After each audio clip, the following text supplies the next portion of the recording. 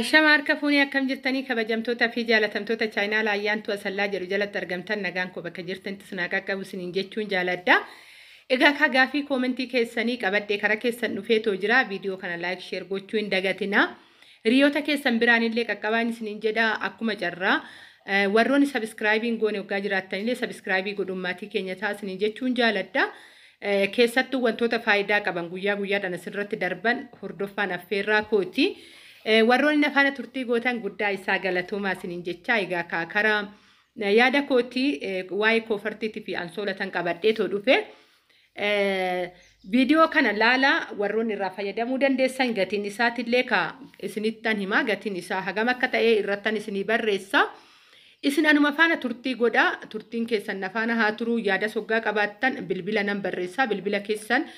WhatsApp biratti yaada keessan naateechisaa isiniin jechuun jaaladha. Warroonni xalabachuu barbaadanis immoo biyya keessayyuu ni jira. Biyya ormaa keessatti bittanii wajjin hin rakkatinaa keessattuyyuu kan yeroo baay'een dubbadda. Gizee kara biyyaa dhufan baay'ee rakkisaa osoo hin beekin meeshaa walitti baay'isanii to'i wantoota jiru biyya keessatti hin argattanii. Kanaafuyyuu anumti dhugaa dubbachuuf anumtiyyuu koofarti biyya keessatti hin bite ergan galee kara ji'a ja'aatidha jechuudha.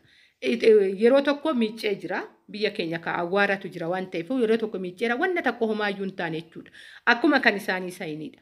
Bitachuu ni dandeessanii wanti warshaa biyya kanatti uumame hin jiru biyyoota alaatii gala kwaalitiidha. Kararii feetan filattaniitu jechuudha. Karariin suuraadhaan asirra ni ta'a.